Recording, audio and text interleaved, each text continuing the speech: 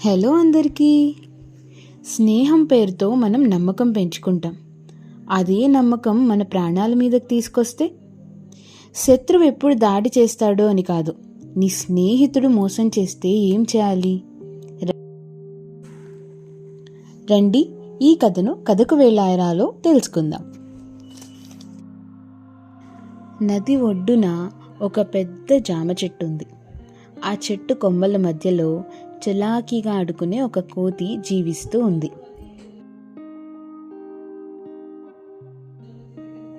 ఆ నది లోతులో ఒక ముసలి కూడా ఉంది. ఫస్ట్లో ఇద్దరికీ పెద్దగా పరిచయం లేదు. కానీ ఒకరోజు కోతి చెట్టు మీద పండిన ఒక తీయని జామ పండుని నీటిలో వేసింది. అది చూసి ముసలి దానిని తినేసింది. ఎంత తీయగా ఉందో అని అనుకుంది. అప్పటి నుంచి కోతి రోజు జామ పండ్లు నీటిలో పడేసేది, ముసలేమో వాటిని తినేది. ఇలా వాటి ఫ్రెండ్షిప్ కూడా స్టార్ట్ అయింది. రోజు ఇద్దరు మాట్లాడుకుంటూ ఉండేవాళ్ళు. కోతేమో చెట్టు మీద నుంచి, ముసలేమో నీటి నుంచి. అవి అలా అలా చాలా మంచి బెస్ట్ ఫ్రెండ్స్ అయ్యాయి. ఒకరోజు ముసలి ఇంటికి వెళ్తూ జామ పండ్లను తీసుకొని వెళ్తుంది.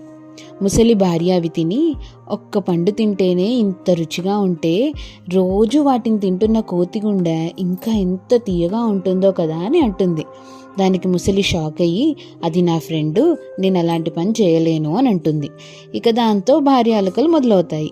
ఇక అలక తీర్చడానికి ముసలి ఆవిడ మాట వినక తప్పలేదు. నెక్స్ట్ డే కోతి దగ్గరికి వెళ్ళాక ముసలి తనని ఇంటికి రమ్మని పిలుస్తుంది. తన భార్యకి పరిచయం చేస్తాను అని చెప్తుందనమాట. కోతి సంతోషించి షూర్గా వస్తాను అని చెప్పి అంటుంది. ఇక ముసలి దాన్ని తన వీపు పైన పెట్టుకొని ఇంటికి వెళ్తుంది. మధ్యలో ఇక తను చేయబోతున్న మోసాన్ని దాచలేక, నాకు నీ గుండె కావాలి, నా భార్య అడిగింది అని చెప్తుంది.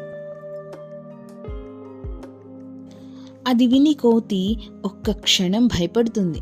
తర్వాత తెలివిగా అది తన గుండెను చెట్టు మీద పెట్టాను అని చెప్తుంది. అయితే వెంటనే ఆ ముసలి సరే వెనక్కి వెళ్ళి తెచ్చేసుకుందాము అని చెప్పి అంటుంది. సరే అని రెండు వెనక్కి వెళ్తాయి. వెంటనే కోతి చెట్టు ఎక్కేసి తన ప్రాణాల్ని రక్షించుకుంటుంది. కోతి ఇంకా పైనుంచి చూసి, స్నేహాన్ని మోసం చేశావు, ఆశపడి బుద్ధిని కోల్పోయావు అని అంటుంది. ముసలి ఇంకా తలదించుకొని ఎంతో గిల్టీతో నీటిలోకి వెళ్ళిపోతుంది.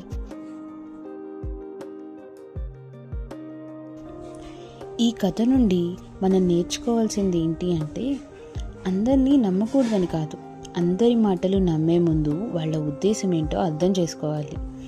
చిన్న బుద్ధి పెద్ద బలం కన్నా గొప్పది. మోసం చేసేవాడు ఎంత క్లెవర్గా ఉన్నా సమయాన్ని తెలుసుకునేవాడు ఎప్పుడూ గెలుస్తాడు. అందుకే సొసైటీలో మంచి హృదయం ఉండాలి, బట్ దాంతోపాటు జాగ్రత్త కూడా ఉండాలి. అప్పుడే మనం ముందుకి వెళ్ళగలం. ఇది కథకు వేళాయరా. ఇంకో మంచి కథతో మళ్ళీ కలుసుకుందాం. Thank you.